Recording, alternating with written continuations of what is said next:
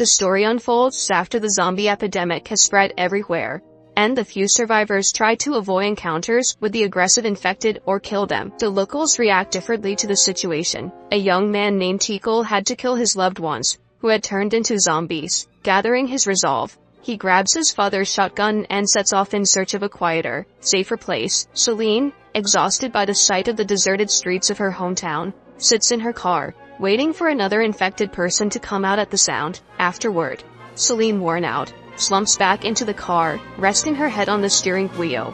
When she glances at the side window, her eyes fall on a Turnbull. Weary, she starts the engine and drives away.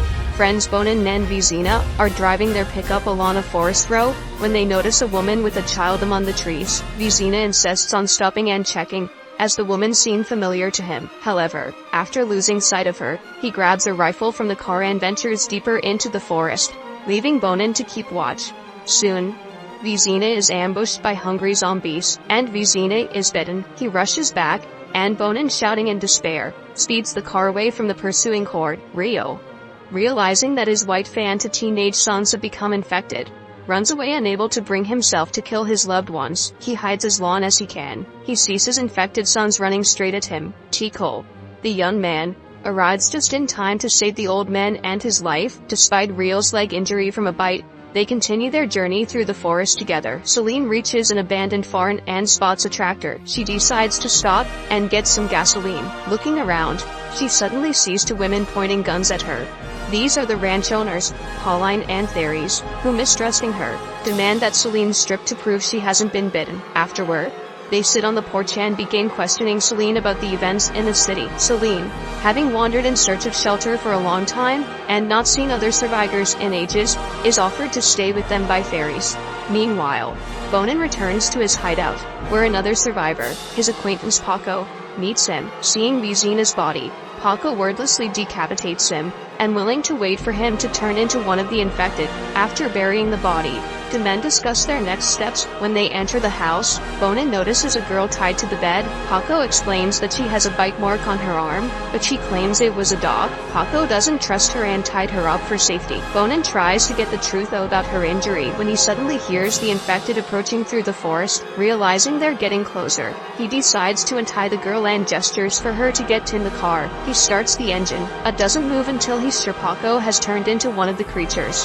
When it happens, he suddenly drives off, racing down the forest road toward the highway. Glancing back, he notices hordes of aggressive infected emerging from the woods.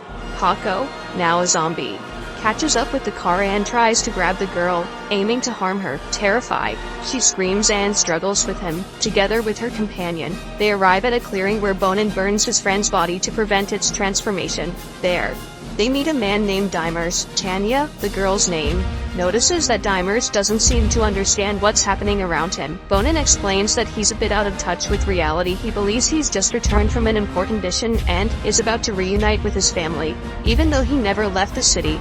Meanwhile, Real and Tikal decide to take a break. Sitting in the woods, the old man shares his grief over the tragic loss of his family. Tikal recalls the horrible scene of killing his infected mother, with his father and sister's bodies. Bonin and Tanya decide to stop near an abandoned farm. The man goes to inspect the barn, while Tanya enters the house, gathering useful supplies for their journey. Suddenly, Bonin hears a strange noise and goes to check it out. Meanwhile, Tanya notices some movement in the house. As she searches the rooms, she finds a little girl named Zoe hiding in a corner, who is not infected. After taking care of her, the woman and the girl head to the barn.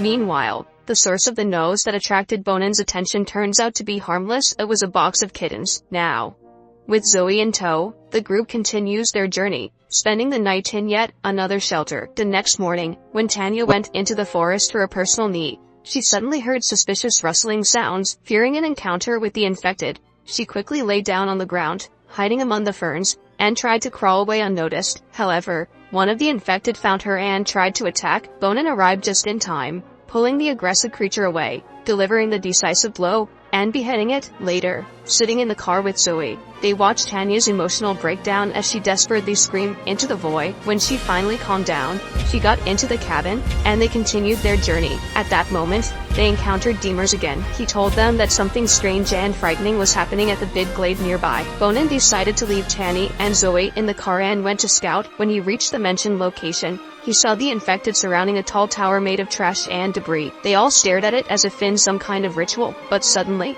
one of the infected noticed Bonin and began screaming. Letting out a terrifying shriek, Bonin quickly returned to the car, started the engine, and immediately drove away, with the horde of zombies watching them as they left. Bonin took his companions to a farm owned by Teresa and Pauline. Upon learning that the number of bloodthirsty creatures was continuing to grow rapidly, the survivors gathered and discussed their next steps. Celine insisted that staying at the ranch was too dangerous, as sooner or later the zombies would get to them, and besides, they were running out of food. Pauline suggested planning a route to a bunker, but first they would need to carefully study the map and gather all the necessary supplies.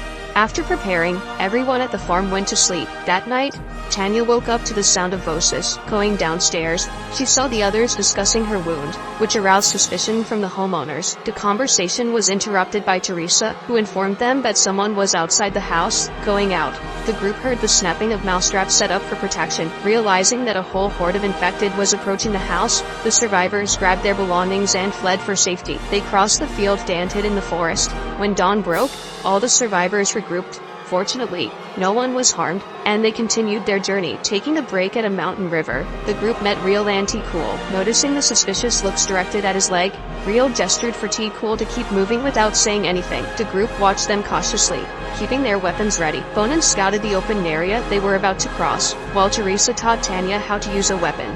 When a Damers jumped out at the group as they crossed the field, Girl panicked and shot him. Their next stop was an abandoned village where the infected had built a strange structure. The survivors crossed the dangerous open area in short sprints, with Real protecting Zoe. Afterward, Real and T-Cool got to know the group and joined them. During a break, the travelers shared a meager meal consisting of a single jar of pickles for everyone. After a bit of rest, they continued their journey in search of safety. Seeing that Real was falling behind, T-Cool and back to help him, Celine followed the teenager. Meanwhile, Bonin discovered a forest cabin where he found a note from another survivor. The note said they were going to seek salvation by following Highway 113. Bonin scouted the surroundings while Teresa gathered mushrooms nearby. The sound of a gunshot caught their attention. It was Pauline, who had killed an infected person, but upon reaching the bunker, the survivors realized there's nothing there that could help them survive, so they decide to stay the night and then set off again the next morning. In the early misty morning, the survivors step into a clearing where they see a tall structure made of chairs.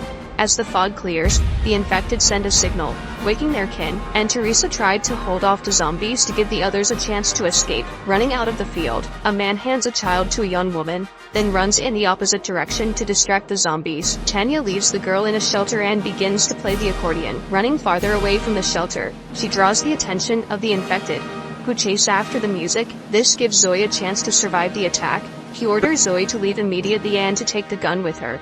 The little girl sets off and, near the forest, finds Tanya's accordion and takes it. She manages to reach the highway and rests a bit by the roadside. Soon, she spots a race car, and the driver, who was shown in the first scene of the movie, steps out. They exchange a few words, and both drive off together in the car. They hope they can find a safe place and leave all the horrors behind.